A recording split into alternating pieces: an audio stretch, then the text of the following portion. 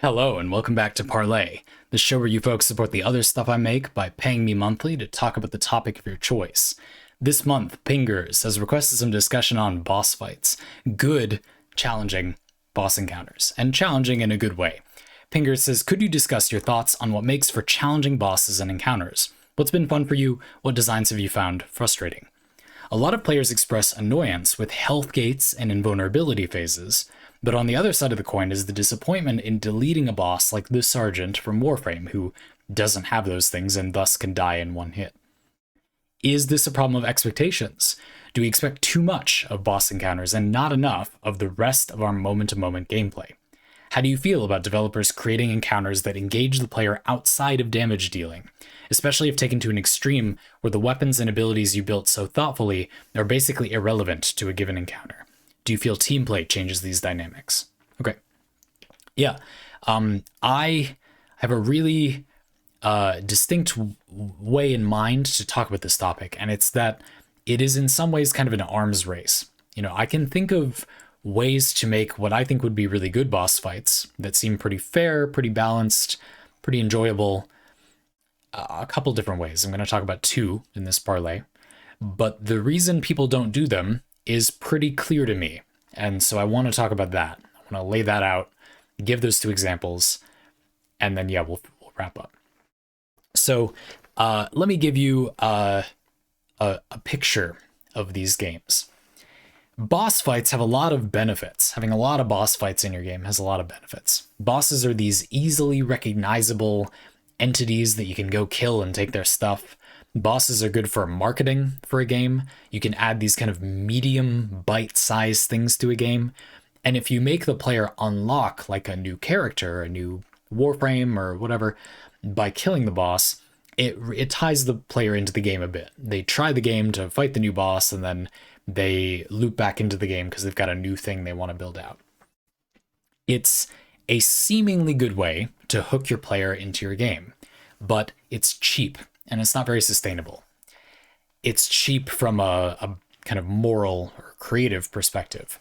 You're inviting the player to kill the boss a lot of times. You're encouraged to make a boss that is not too quick to kill, because if the player is coming for that update to try that new thing, you don't want them to be gone too quick. So you want it to be frustrating in a way, you know? I do think to some extent it is about expectations. I think there's a degree to which if it was a new enemy in an encounter, in a mission, that's maybe the best of both worlds, where it can be an enemy you need to like counter or whatever, but you're not expecting it to be this big thing and then you just immediately kill the enemy. For example, if it was a new enemy as part of a faction, you would end up playing a bunch of missions. You just play the game a lot. That hooks the player back into the game in its own way.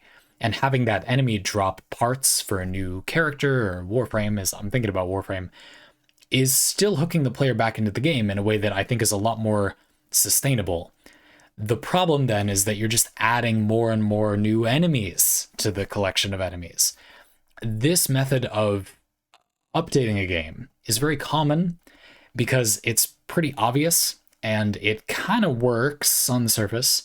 But again, I think from a sort of creative perspective, it's cheap. It's not very sustainable.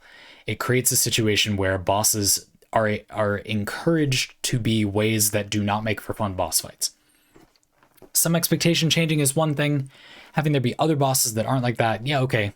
But at the same time, I do think that's just a problem. So we won't get into this too much during this parlay, but it is important to keep in mind why boss fights like that come out in those games, and that you would need to provide some other method by which the game could achieve its marketing goals, for example, that isn't a boss fight like that. To some extent, you might need to design the game to have some element like that from the start. In fact, I personally feel that in the modern gaming landscape, you need to design your game from the start to have a solution to avoiding its financial situation compromising its game design. And a lot of games don't do this. They just kind of make a good game, and then they think, oh yeah, like the financial thing is secondary, so we'll just think about that later. But no, because you don't want the financial thing to be your priority, you want to make a fun game, you must integrate it into the game in some way that is sterilized or quarantined, that doesn't warp the rest of the game around it. And I think a lot of games don't do this. They don't really have an available knob that is intended to not affect the rest of the game that they can use to monetize the game if they need to, if that's their model. Stuff like that. Another way to think about this is that a game that is only going to charge you once, might need comparative scope. Maybe it needs to be relatively smaller to develop or something, have less development costs to justify the fact that it won't be making, money in the long term. It'll make less money per person, right? And so, of course, you would take that into account when making a game. You can't make a game that has all the production value and updates of a game that is ongoing, but then only charge for it one time and then it just kind of goes and have no microtransactions, because you will have no money. You, the solo developer of this theoretical game, will have to work constantly and have no house because you will make no money. It's not evil to make money. Most developers take this mindset way, way too far, and we almost never talk about it this way because they're taking the piss out of this mindset. They're creating a game the only purpose of which is to make money. But it's important to remember that even if you wanted to make a good game, and you wouldn't make a game to make money, it's not a good way to make money. You altruistically want to make a fun game. You're me, and you want to make a fun game. You need to figure out how you're gonna deal with the production cost thing. Maybe you are rich and you can just ignore the production cost and do it as a hobby. That's awesome. That's a solution, sure. You can make a game that maybe wouldn't be possible quite the same way otherwise. But there are other solutions to this. There are plenty of games that are not really compromised by their cost. Their cost or development has, in practice, the experience of the player. It has nothing to do really with the game that you experience at the end. But that had to be planned. Like, they needed to plan that to some degree. I think a lot of games don't do this, and that's a part of this problem. I'm really keen to deconstruct from a design perspective why maybe that would be an issue. So I think that's important to keep in mind. So, okay, you want better boss fights, and we're arguing that you maybe need to be careful about them not being the focus of your updates, so they're not encouraged to be cheap. So you've made a game where, for whatever reason, this is a huge topic, so this part's going to be for another time. For whatever reason, your game doesn't need to make a bunch of kind of cheap one-off boss fights that will be encouraged to be frustrating to promote the game. You can just make good boss fights. There's still lots of problems, but you need to do that first. Okay, step 2, we need to think of a way to solve all the frustrating parts of boss design. You don't want invulnerability phases. You don't want to just stop the player from hurting the boss more. I do think there are some kind of minor quick fixes to this, like having it be that the boss isn't just standing there invulnerable. The boss gets damaged a bit and then runs away a little, but you're still going to get to chase them, something like that. I still don't think that's good, but I just want to point out it's not like it's all equal. You can make it a little better by maybe, including some sort of meaningful experience or story to the fight. We are going to get to an extreme version of that as a solution in a minute. But we want to avoid invulnerability phase. We want it to be that, all things being equal, the player doesn't feel like, and that's important, they might actually be waiting to kill the boss, but we don't want them to feel like they're waiting. We want it to feel like it was humanly possible to just kill the boss, but for whatever reason, they are waiting or taking cover or something. They don't have to necessarily, but they'll choose to, maybe. You could make a boss fight feel like it doesn't last 1 second, even though the player has tons of damage, by balancing it in a certain way so that the player will take a little time with the boss. You need to make the boss dangerous in a fair way, basically. And another concern is the very idea that you're just kind of one-shotting the boss. More so if you have a mechanic on your build, for a more build-focused game, that would let you kind of cheese the boss. I'm going to give you an example for this one because I think it's a little bit more important to have one. I was playing Cyberpunk, and this won't have direct story spoilers, by the way. Minor spoiler for a boss fight that you will not see coming. You fight a character from, as many of the enemies in the game are, from Arasaka, that has a mask that stops smart weapons from working. Now, at this point in the game, you're maybe midway through the game, and I'd set up a build where, among other things, I had a smart shotgun ready to counter enemies using Kerenzikov or Sandevistan. These are cyberware you can install, and enemies can install them too, that give you super reflexes. You can dodge bullets. Enemies will often use it that way. You could use it to line up a shot or avoid shots or whatever, lots of things. And you can get these, and if you scan enemies, you can generally see if they have one installed as well. So you might scan an enemy or a boss or something and be trying to figure out their abilities, and you'd see, oh, they have a Sandevistan, so they can go super speed, basically. So one box checked, the player knows that this is a capability that is available in the game. The player can even gain this same capability. That's great. Thing number 2, Arasaka is the super scumbag corpo, among other things, weapon manufacturer. So you expect maybe that the whole plot of the game is that they have the pinnacle of technology right now. They would have something that would counter smart weapon targeting.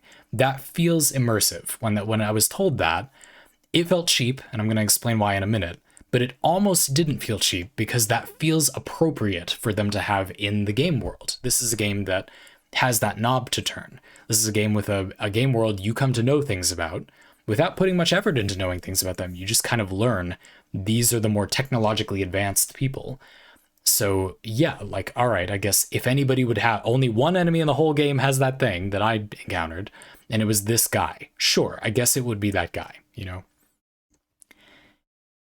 Thing number 3 that Cyberpunk didn't do in this case, you should be able to find out beforehand that you should expect resistance like that. You could have done this. Maybe Cyberpunk actually did do this, and I just didn't find out ahead of time. But I don't think there was a way for me to gather intel on this specific person, that they had this specific mask upgrade that removes smart targeting. You'll note you cannot get an upgrade like that in Cyberpunk, whereas you can get the movement speed thing. And so when you see it on other people, you think, oh, that, right? Even if they had said when you scan him, oh, he's got a, this mask or whatever, you can't get that. So even if it said like disable smart targeting, a lot of players might misunderstand that as being lore. Like it doesn't actually make smart weapons not work, right? But it does make smart weapons not target anyway. So letting the player find out ahead of time. This is a game that has a lot of build-up to these enemies. There aren't a lot of bosses, and you really can just kill him when you fight him, but you probably won't because his moveset is crazy. He's nasty. Not super hard overall, but requires some patience, like a lethal, dangerous boss, to be sure. That was how I felt anyway.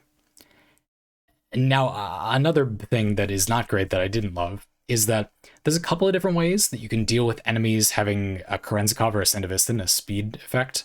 You could install your own. You could bring a smart weapon. You could use grenades, especially homing grenades, which will float in the air, use lasers to find a nearby enemy, and then home in at them and explode on them. This boss is completely vulnerable to every other way you can deal with those effects, just not to smart guns. Like, I don't know, like having the boss counter that way of dealing with that, but then you're just going to throw grenades at him all the time. Is there really that much of a point? Again, in particular, homing grenades, when I got to that point in the fight, I had brought homing frag grenades as a backup option to counter high mobility enemies. So it gave me little pause. I just threw a minefield of homing grenades, put myself in an advantageous position, and he rushed through and got mobbed by homing grenades, and took a ton of damage. So I was fine, of course. And that made it feel a little cheesy. I didn't have to prepare that much. I did prepare, so it felt kind of cool. But it made the disabling smart targeting feel cheap, I guess, and kind of unnecessary. Like, also, like, what did that really accomplish, right? It felt like not playing fair, but it also didn't actually change the outcome of the fight at all. Like, that is kind of the worst of both worlds that way. But it was almost good, and that's why I use this example. I thought it was, I don't know, and I was enjoying the fight, because the fight was really cool, I thought. The enemy is cool looking, I think. So I give that example as a way to say, that's one way you could do it. Give the player build up, introduce mechanics that enemies can use that are things you can use. You come to know what they do, you expect what's going on with them, they have that thing equipped, and you see enemies using that effect, and then when you see that on an enemy, you think, oh, they're gonna do that. I can counter that by doing certain things. If I just shoot them, they're going to dodge it. You come to know what that is without much effort. The game doesn't need to exposit what that is. You just come to realize, like, oh, I can do that too. And enemies do that sometimes. Oh, they have that thing. That's what that is. And then you can scan them. Cyberpunk does a good job of asking you to scan things often enough that you will eventually realize you can scan enemies to reveal what cyberware they have. That's a nice little bit that is required to make this approach work in that case, I think. If you had been able to find out ahead of time that this boss countered that thing, if there weren't so many other ways to counter that thing, and if there were more bosses that each countered different things that could be a solution to various problems, so you can't use certain things, but never from like more than one fight. For example, your smart gun will work 90% of the time, but for this one boss, they say you have to mix it up a little bit, or you have to be on your toes a bit. Then I think it feels relatively fair. But you see how that requires a lot of peripheral game systems. You have to get a lot of other things right. You need to set up the player's understanding that they can learn what enemies have. You need a fairly story-focused game, probably. You need time to build up to that boss. You need to kind of know they're coming or be able to guess that they will be a problem going forward, but not know exactly when they're coming. This is a good one because if you've played Cyberpunk and you know the boss I'm talking about, it's like deeply surprising. You think he's going to be at that location, but when exactly you encounter him, it comes out of nowhere. Like, I guess is a little predictable, but I was a little surprised. It's quite blunt, quite sudden. Which is really good. So having that combination of elements, that can work, I think. You can make a boss that has powerful abilities to avoid your attacks, but they're made fair by the fact that the player can prepare, or they can prepare to just overpower the boss. They're not going to address the boss's weaknesses and strengths, but they know there's something hard coming, and so they make some overpowered homebrew build that the developers didn't think of and beat the boss. That's okay, as long as the player had to prepare, I think. That will feel reasonable. I'll give you another quick example of this type before I go on to the other recommendation I have. Because this wouldn't work for every type of game, but I think it's useful to start with a solution that could create a cool boss fight, and we can try to figure out ways to use similar ideas to make other types of games have cool boss fights. In my D&D campaign at the moment, I have my players they're in a dungeon fighting a character that was introduced very early on, and they suspected was a villain from the start.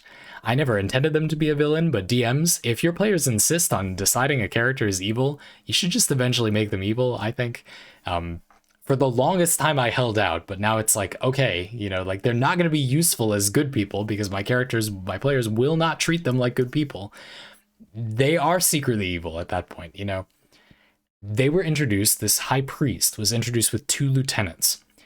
Then they were shown another time. It was revealed that they are indeed nefarious, and the lieutenants cast spells to give the high priest powerful magical weapons. Normally, you need to concentrate on these spells, so an individual couldn't use both of them normally. There's a couple ways around that, but normally. The lieutenants are concentrating on the spells. If you take damage, you roll to try to keep concentration, and if you get hit enough, you get distracted from focusing on the spell and the weapon will go away. My players know this because concentration is a mechanic that players use. Enemies use it the same way. If you're a DM, you really should roll concentration checks on your enemies because it demonstrates this utility. So now my players know, oh, those 2 lieutenants are with him, and they gave him 2 magic weapons, the spells for which are concentration spells, and we have concentration interrupted when we take a bunch of little hits of damage or a big hit of damage. So when we fight him again, I'm hoping they'll realize he's gonna do a stupid amount of damage unless you counter the lieutenants, make them stop concentrating on the spells, or he's gonna do crazy melee damage. Prepare for that. You don't have to counter the lieutenants, but that he's gonna do big bongo melee attacks. So be ready for that, like that kind of thing, right? The player doesn't have to do one specific thing. It's like instead of making the player do one specific mechanic, you make the player not do one specific mechanic. You can't just face tank this boss. I made him do way too much damage. It's really reliable because one of the weapons is Shadow Blade, which gets advantage in the dark, so it's gonna hit most of the time. They're gonna die if they just walk up to him and face tank him. Even if they had a tank, which they don't, they would get ripped to pieces. Like for their level, this is way too much damage. And I showed them that. I had this enemy use the 2 weapons to kill a minion of theirs. Like, and they did nutso damage in 1 round. And both my players freaked out. Like, you're gonna murder us. That's so much damage. But they're only melee weapons. They can throw the Shadow Blade, but and there's people concentrating on them. So you have tools to deal with this encounter, right? They know that ahead of time. They understand the tools without me explaining them. I don't have to say, you need to hit the lieutenants to make the weapons go away. They know how that works. I set it up so that it's either a mechanic they use or it's something that they could intuit within reason. And I made sure they don't have to do that. They can take some other approach. They just have to be prepared in some way. Then I think it feels good. You can make a boss that is kind of unfair at that point, that will feel totally reasonable, interesting, just like you the player, set up your own combos that are pretty unfair, but not perfectly balanced. Like if somebody knew about your abilities, they could counter you a little bit. It'd be pretty cool to put a system in your game where enemies do this to the player from time to time. That would be hard, but it would be interesting. And it would give a bias to weird builds a little bit. I'm not sure how you'd make the player aware that that was happening, or like to what extent enemies will go to counter you. Making that feel good would be hard, but that type of topic. So that's a whole school of thought where you could make interesting boss fights that feel really interactive, more focused on buildcraft, I guess, like more focused on you making builds to counter that thing. Over here, we have games that don't have those systems. Maybe they don't have as much build system depth, so you can't make like really, really different capabilities on your character. You need a game like Doom, I guess, is the example that comes to mind, where the player has pretty much the same capabilities, or you can't really count on the player to have picked a certain weapon upgrade or not. So you need to make a boss fight type that can take the player's damage as a kind of neutral currency. They're just going to do damage. You're not really sure how. We've got a couple of ways they can do it. You know about how much damage they can do. And you need to make a boss fight that feels fair. No invulnerability phases, no one-shotting the boss, something in between. Here's what I think you could do. You're again trying to focus on this idea that the player has to counter something, but it's not like there's only one thing they can do. It's like there's something they can't do, or there's a demand upon the player, but it's not that you're preventing them from doing a certain thing. I think you want to have the boss have parts. This is kind of cheating because you could consider this to be an invulnerability phase, but here's what I want. You've got your big tanky armored boss. For immersive purposes too, they probably do have like a lot of equipment on. They're prepared. They've got a chain gun mounted on their arm. They got a rocket launcher on their other wrist. They've got rocket boots and a jetpack and all this stuff. And then a big breastplate and a helmet that tanks up their center. You need to target the individual parts of their body, which will then break when you shoot them, disabling that attack on the enemy and causing them to, effectively lose some of their health because you destroyed that bit. Once all their bits are destroyed, they're dead. Imagine that the player brings a sniper rifle to this fight. It's hard on a moving target that does like meaningful, not crazy, but not too low damage. We'll get back to that later. It's hard to snipe just their one shoulder. They're facing the wrong way, or they just move a little bit. They're animated a bit. Of course, you'll need to balance this very carefully. But that's challenging, If they do hit, the gun is toast. Like, they're done. The boss isn't dead, but there's no invulnerability. You can one-shot the parts of the enemy. That's just gone. But you got to hit individual pieces. You might be thinking, this really is just invulnerability phases, because it's going to take forever to kill the enemy. What I think is good is the player is the best marksman in human history, and they then reload the sniper rifle, and boom, the rocket launcher's gone. Boom, the jetpack is gone. Boom, the rocket boots are gone. Boom, they hit him right in the head and he dies. In 3 seconds, the world's greatest first-person shooter player has killed the boss, because the boss can be killed basically immediately. You just have to aim very well in that case. You have to have enough damage to kill the parts quickly, and then you need to very, very rapidly target each individual part. The difficulty is then cranked up in the organic way. The boss moves in a challenging pattern, not an unfairly challenging pattern. The boss does damage. You can't just sit there aiming at it. You'd have to have quick reflexes, and or a build that can endure the damage or, do damage quickly, stuff like that. There are some problems. You need to make sure that the player doesn't have some ability that kind of breaks the damage gating here. So for example, if they had a machine gun that fires real quickly, and they can make it do so much damage that every bullet one-shots a part of the boss, they can just spray at the boss and they will basically die instantly, which is obviously that's bad. But it should be pretty easy to balance your machine gun so it does way less damage than your sniper rifle that will one-hit, the turret on the boss's arm, and even then only if it's built for it a little bit. Like, that shouldn't be too bad, but we're gonna get back to that in a minute. That's still an important detail.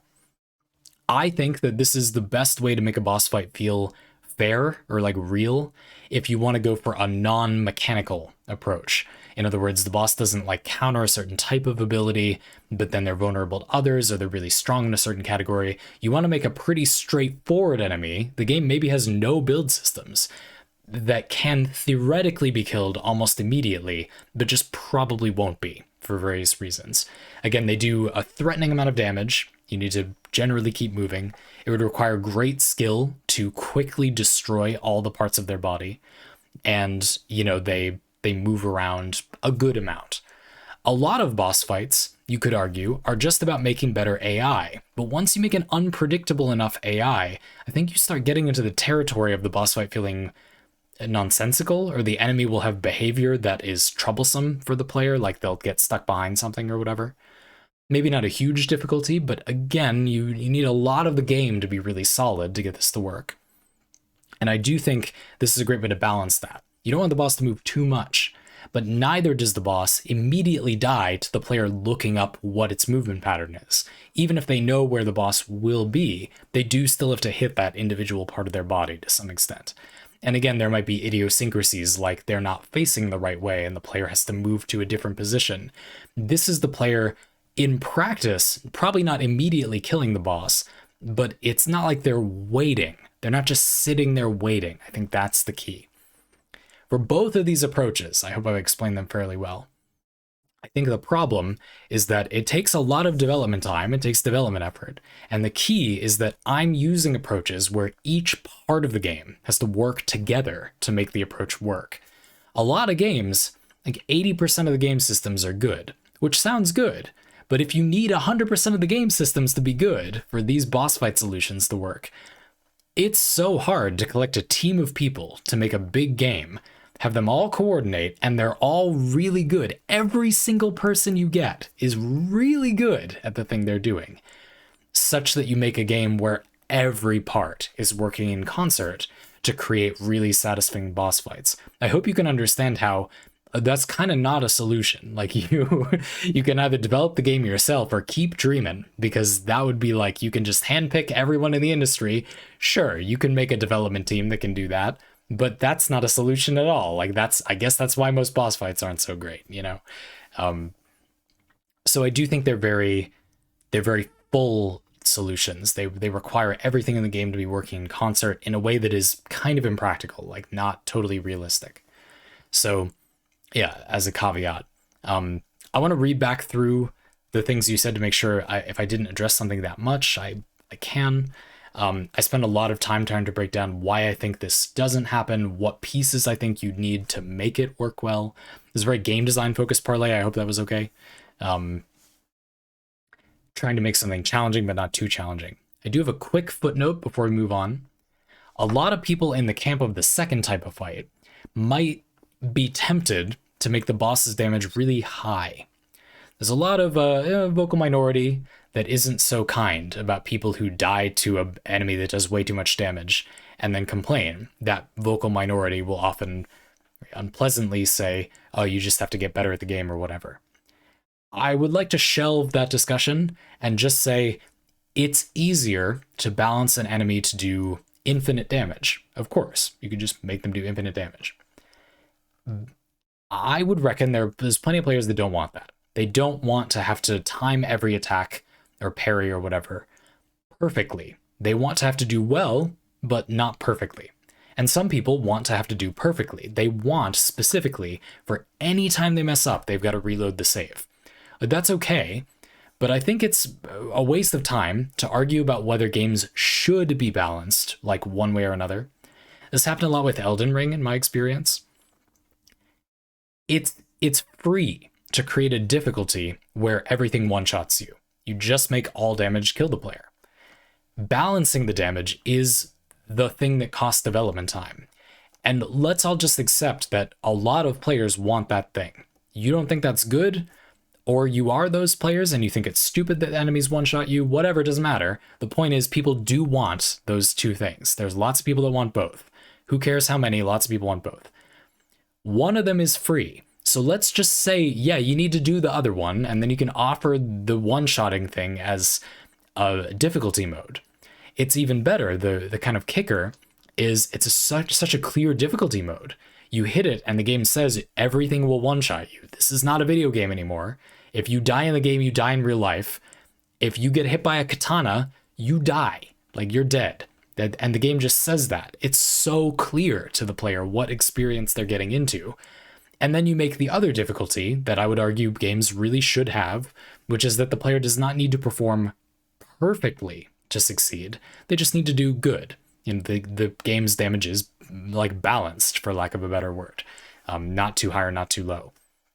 A lot of people, and I'll admit, myself included, think it's almost always kind of silly for a game to be balanced, to do enemies do so much damage.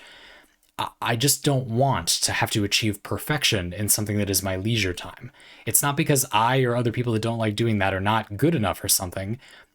I just see no merit in being able to do that. I just don't. There is no positive to me. It's not fun or desirable. It doesn't make me or anyone else a better person to be able to do that. Some people just enjoy that process in a way I don't. That's not wrong or right or bad or good. That's fine. Why can't we do both? Neither of them is correct, so let's just do both. And I also really protest this idea that a lot of games, I think this is related to this topic, I don't know if you do, that a lot of games kind of act as if the game must have like crushing difficulty, not just really hard difficulty, but the player needs to have perfection demanded of them, or the experience of the game like wouldn't happen or like wouldn't work. I really feel like that's not true in most cases. There's some exceptions that come to mind, like a lot of games that are about kind of speed running or like parkour or something. The whole thing is getting in the flow of doing things seamlessly, and the runs are very short. You don't have that much time to load back up and try again. I'm thinking of like Neon White, for example. The levels are like 30, like a minute, So it's not wasting the player that doesn't normally care that much about perfection. It's not wasting that player's time to say, yeah, you can't get hit, because it's so short. It's not like you have to reload a save and do a 10-minute boss fight and make no mistakes and spend hours slamming your head against it to make any progress. If you want that, again, that's okay. I'm just saying there's a way in which some games, it just isn't as much of a problem. Like, you can ask that of the player, and it's not as much of a demand, I don't think. Maybe it's a skill demand, but the player doesn't have to, like, the time expenditure is something people can do in their free time if they don't want to, really wrestle with the game. In terms of just the reactions. Also, again, like you could get into, I'm not going to do a whole parlay about this right now because you didn't ask for it, but you could get into, I think a lot of people are high and mighty about mechanical skill, which I'm going to say something a little judgmental. No offense if you like practicing mechanical skill, is kind of cheap. I keep saying cheap in this parlay. You can just practice and gain mechanical skill. Like, it's okay to enjoy that if you like it. But I'm more interested in, like, I came up with an interesting build that not just anyone would have had. I want to see how well that does. That thing that, like, is mine in a way that it isn't just, I could have just practiced and I will eventually be able to do the inputs, There are the very occasional games where not every human will ever be able to do the inputs. And there are accessibility concerns here too, which is kind of my point. Like, there might be occasional games where you can't get the experience if you make the game a certain amount of easy in terms of the reflexes demanded of the player. But I really feel like this discussion comes up for a lot more games than that is true for. Like, it would be about lamenting that you can't make the game have a more reasonable difficulty option, not about fetishizing that the game doesn't have a more reasonable difficulty option. I don't think any of you do this.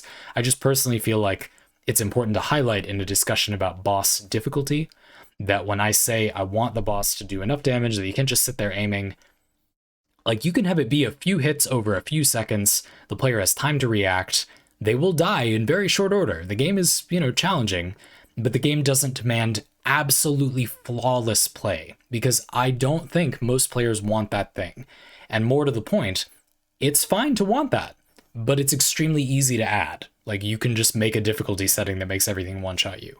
So let's just do both. And when games like Elden Ring have really badly balanced damage, let's not focus on which it should have. Let's just keep in mind the hard one is the good balance. And they didn't do that one. And if you want the enemies to just one-shot you, why do they even do an amount of damage? Why don't they just one-shot you? You could have had both. They didn't do it because they think it's good that enemies, constantly one-shot you. They did it because they balanced the game poorly. It's not because it was a decision that was really good and some people just don't like it. It's because it's an inferior version of a piece of design that would be more versatile. Shots fired to Elden Ring, mostly a wonderful game. Sorry, developers. You're not saying that necessarily, and if you are, then you're wrong. It would be better if you had both options. That's what I think. Anyway, I think that's relevant to this topic. I want to finish up with, I've been reading the Parley a little bit again, as we've been talking, about team play. You said, do you feel team play changes these dynamics? Yeah, I think that I'll talk about it for both solutions. A big problem a lot of games' difficulty has is that if you add another player, the version where the boss is moving around rapidly and doing a lot of damage, having another target makes the fight monumentally easier than it otherwise would have been, simply because the boss isn't trying to attack both players or isn't facing both players. That type of fight that I described would be dramatically easier if the boss is flanked, even if they can attack both players. They can't be facing both places at once. It'll be a lot easier to line up attacks on weak points and stuff. And yet, if you have multiple bosses to account for that, if they focus fire a player, the difficulty is going to feel all wonky again. So I do think that's tricky for that type of boss fight. I think a lot of games get team player like co-op difficulty pretty bad. It's rare to have a game that has really interesting normal balance, but then also very good, similarly good co-op balance. And you can see in these solutions kind of why. I do think the other solution that's a little bit more story or build focused, it's a little better, maybe. The fight rejects one type of mechanic. This can be a good moment for a pair of co-op players where one of them is specialized against that fight. Or it could just kind of happen, and the two of them probably not paying as careful attention to the story or the information they could gather from just watching the game unfold around them. They're much more likely to not have the same build and both get countered. So it kind of adapts to that nicely. Like, I think that's good.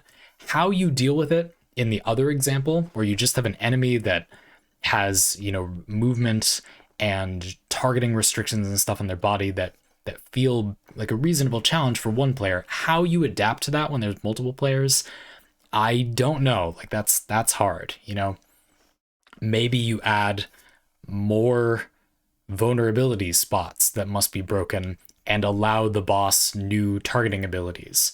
A thing I didn't talk about that much that I wanted to add is that as you chip away at the boss's, parts, it may be that they use the attacks that are left. You destroy their machine gun, they use their rocket launcher, which is what's left, more often. And then there's some strategy involved into which part to break when, or to just break them quicker.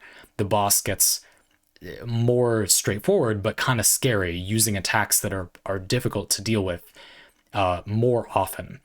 I think that type of tactical decision is nice, pretty organic. A lot of the time there's going to be a guide on the internet that says break the rocket launcher first or whatever, which is fine. I feel like that type of difficulty is mostly pretty good. And adding in the multiplayer complexity of let's break these two parts at the same time, like something like that, could be really cool. That could be pretty emergent. You might be able to have a very similar boss fight that did that.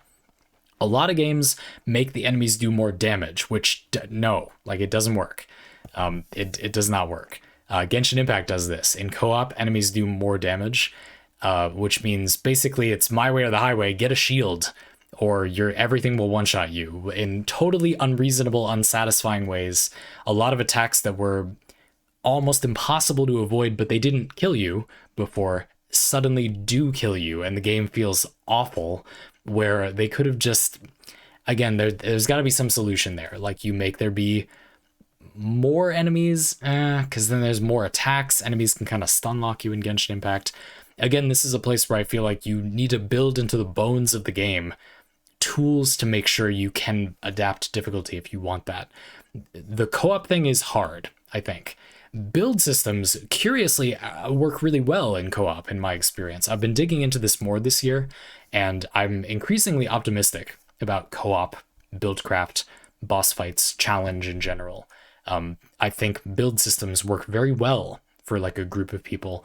The difficulty is just making sure that the build system is of a level of complexity that is suited for a wide enough audience that people can actually find people to play the game with, basically. You don't want it to be too demanding, because then no one has 4 friends that want to play, whatever it is. Well, maybe you do, but a lot of people don't, So a lot of games are concerned with that. But I think that's totally workable. The topic of games that have adaptable build complexity is of great interest to me. I think that's easier than people give it credit for. A lot of games already do it.